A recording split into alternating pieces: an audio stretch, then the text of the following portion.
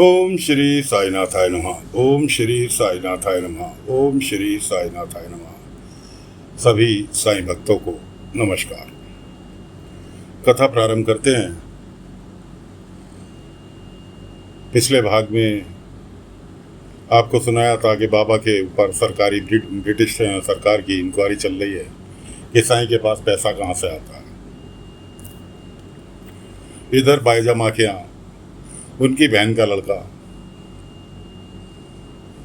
अपने घर से लड़ झगड़ कर आया। घर वालों ने भगा दिया कि काम का ना काज का, हमेशा टुकड़े तोड़ता रहता।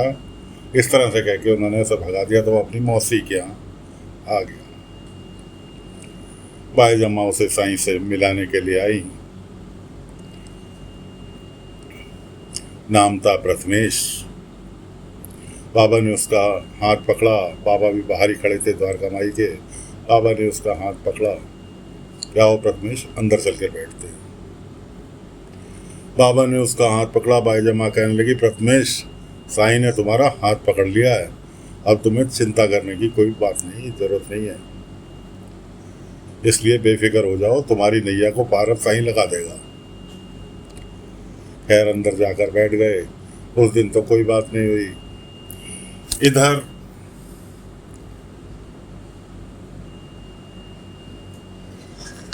तुम्हारा जो अधिकारी लगा हुआ था जगत नारायण बाबा की, उसने क्या काम किया कि चुप चुपाने गांव के घर घर में तलाशी लेनी चालू कर दी कि जो भी साईं का भक्त है उसके घर में घुस गया, उसके घर में खूब छानबीन। ये कई साईं ने अपने किसी भक्त के घर में तो पैसा नहीं छुपा रखा।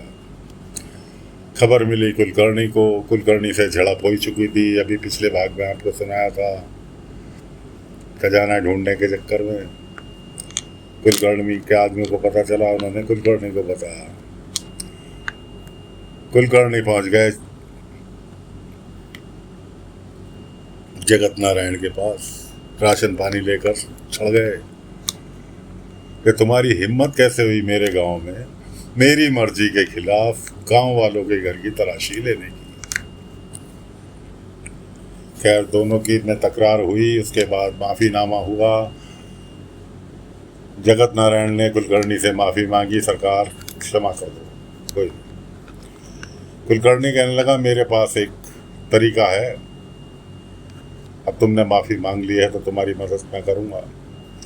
कैसे ऐसे बाईजा का भांजा, बहन का लड़का उसके यहाँ आया हुआ है और उसको सागौन का व्यापार करने के लिए सरकारी अनुमति की जरूरत है और उसको निवेश के लिए पैसा भी चाहिए। वो लड़का तुम्हारे काम आ सकता है। उसकी भी समझ में आया। दोनों के दोनों चल दिए, कुलकर्णी भी और जगत नारायण भी, से प्रथमेश को ढूंढने के लिए। प्रथमेश रास्ते में ही मिला, पकड़ लिया।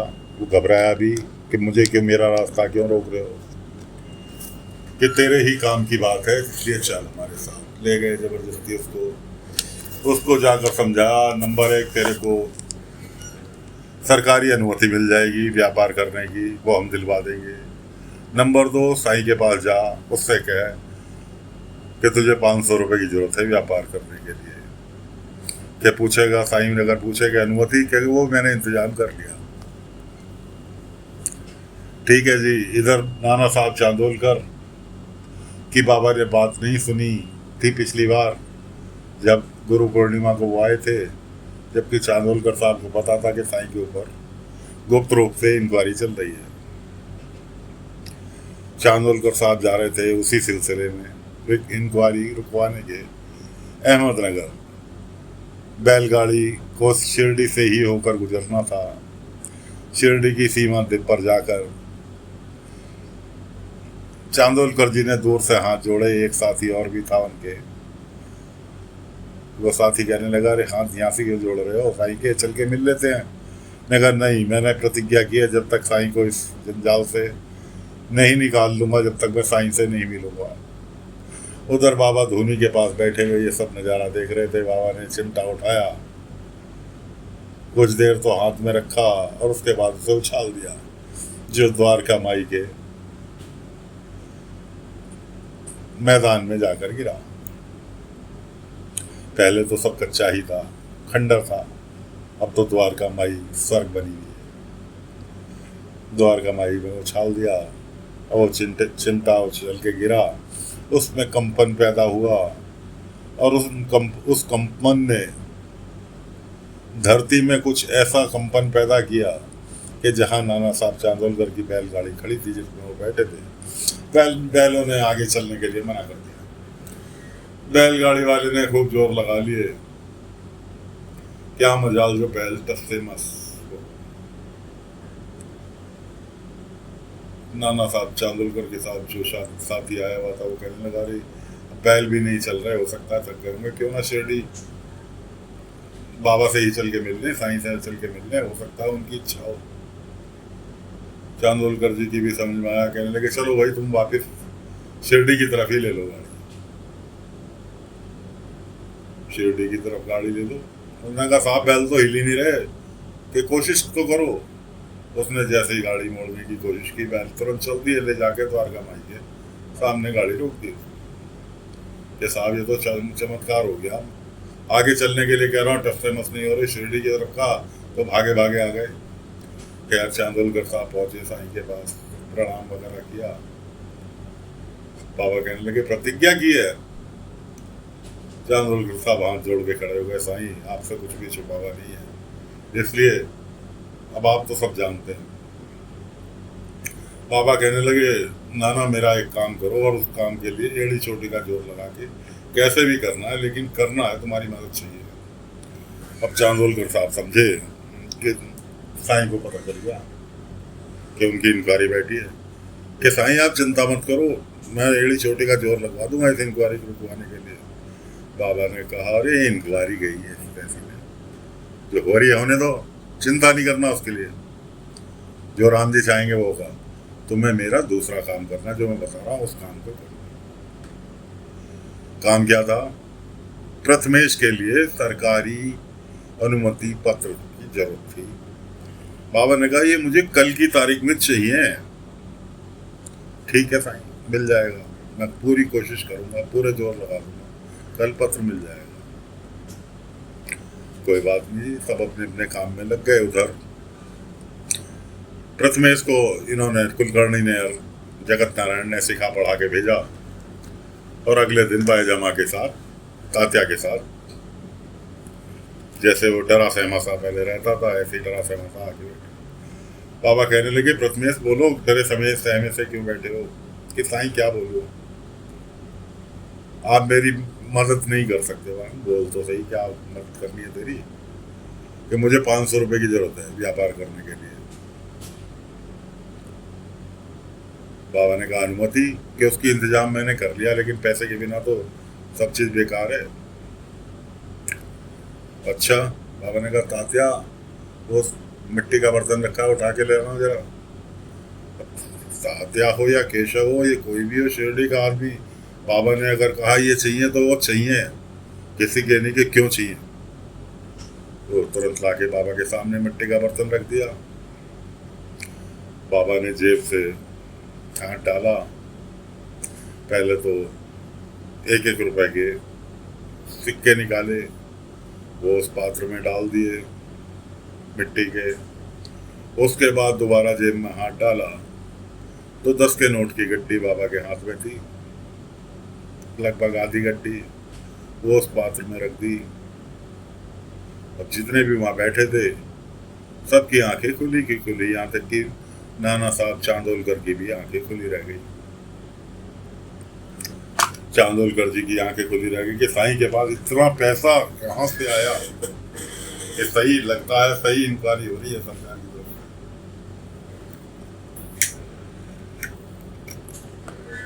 बाबा ने प्रथमेश से कहा प्रथमेश ये 500 रुपए हैं, ये तुम्हारे व्यापार में निवेश करने के लिए,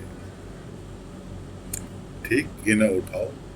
फिर बाबा ने हाथ में डाला जेब में, और ये 1 रुपया ये बरकत का है, 500 रुपए व्यापार में निवेश करना, और 1 रुपया ये अपने पास रखना बरकत का, ये बहुत बरकत देगा, तुम्हें बहुत आगे तक लेकर जाएगा।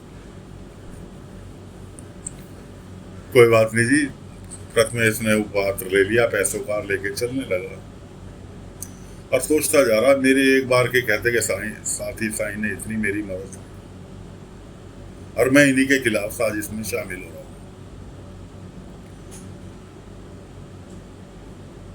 इतने में वो द्वारका माई के द्वार की ओर बढ़ा। इतने में चांदोलकर साहब ने उसे आवाज दे दी।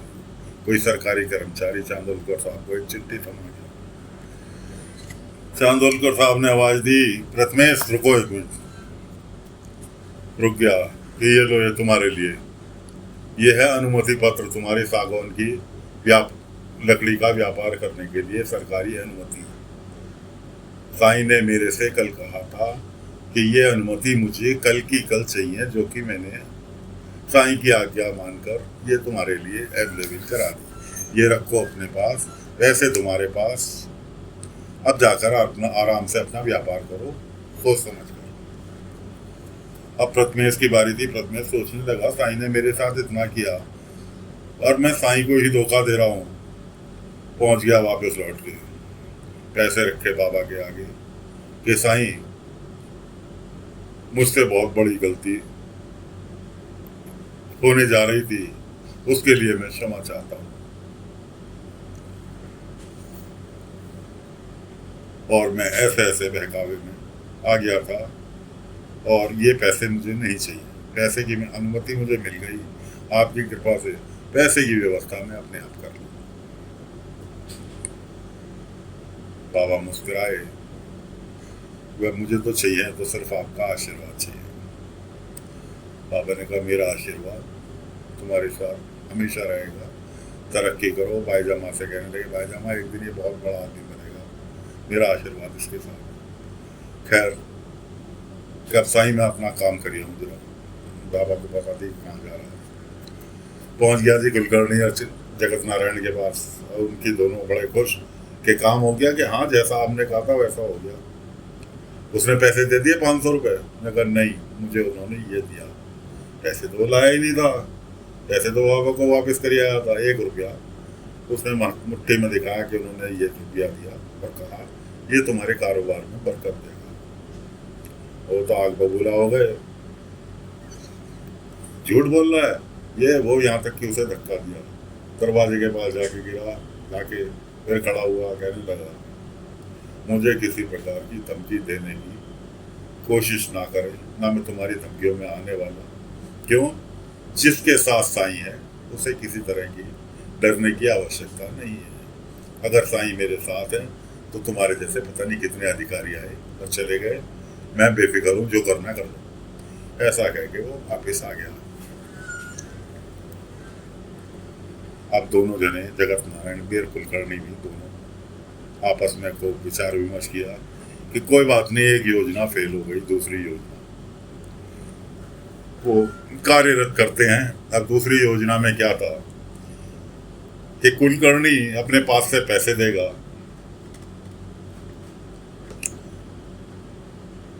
और अपना ही आदमी बाबा के द्वारका माई भेजेगा, वो वहां पर पैसे छुपाई जाएगा और जगत नारायण उस पैसे को जाके निकालेगा। असल में जगत नारायण था ईमानदार आदमी, कुलकर्णी था भ्रष्ट आदमी, एक नंबर का। जगत नारायण को भी योजना की खबर नहीं थी। कुलकर्णी ने आदमी को अपने बुलाया, उसको पोटली दी पैसे की। पोटली में लगभग 2-4 हजार रुपए डाले कि ये प्रवचन के दौरान द्वारका माई में छुपा के आनी है। ठीक है जी, वो बंदा चला गया पैसे लेके और बाबा बैठे थे ध्यान में। तात्या से कह के, तात्या मैं ध्यान में बैठा हूँ, प्रवचन के टाइम तक लौटाऊंगा ध्यान से, इतने मुझे मेरे ध्यान को कोई भंग ना करने पाए, इस चीज का ध्यान रखना। और भी लोग बैठे थे प्रवचन के लिए इंतजार में, गांव वाले सब इकट्ठे हो रहे थे जो बाबा के भक्त थे। कुलकर्णी का बंदा पहुंचा और पोटली को किसी टोकरी में छुपाने की कोशिश कर रहा और जिधर को देख रहा तो उधर उसे बाबा बैठे दिखाई दिए, जबकि बाबा ध्यान में बैठे थे। फिर दोबारा देखा तो बाबा ध्यान में। उसने कहा मेरा भ्रम है, अपना काम करो, तुरंत यहाँ से निकल। उन्हें तुरंत पोटली जो थी पैसे की डाली टोकरी में और वहां से निकल गया। आके कुलकर्णी को खबर दे दी कि काम हो गया।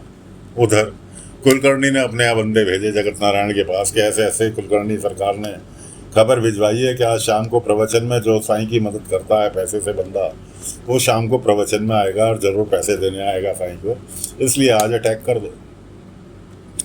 पहले तो जगत नारायण कहने लगा कि भाई मैं तुम्हारी बात पे यकीन क्यों करूं, तुमने तो पहले भी बहुत झूठ बोला।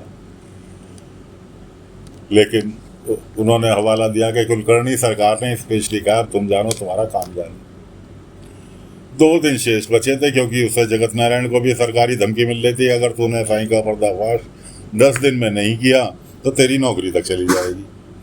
उसने कहा भाई 2 दिन बचे हुए हैं। अपने जूनियर गौतम से कहा कि भाई 2 दिन बचे हुए हैं, ऐसा करते हैं, ट्राई करने में क्या जाता है पब्लिक। वो कहने लगा गौतम उसका जूनियर नहीं बोल रहा, वहाँ बहुत पब्लिक होगी साईं के भक्त, देख लो। उसने कहा नौकरी जाती है जाए, हमारी खुफिया आईडी खुलती है खुले, लेकिन मैं तो जाऊंगा और चलो मेरे साथ। इस तरह से दोनों जगत नारायण और उसका साथी गौतम द्वारका माई जाने के लिए हो गए तैयार। तो साथियों, फिलहाल कथा को यहीं पर विराम देते हैं। अगले अंक में आगे की कथा लेकर फिर हाजिर होंगे। तब तक के लिए आज्ञा दीजिए। ओम साई राम, ओम साई राम, ओम साई राम।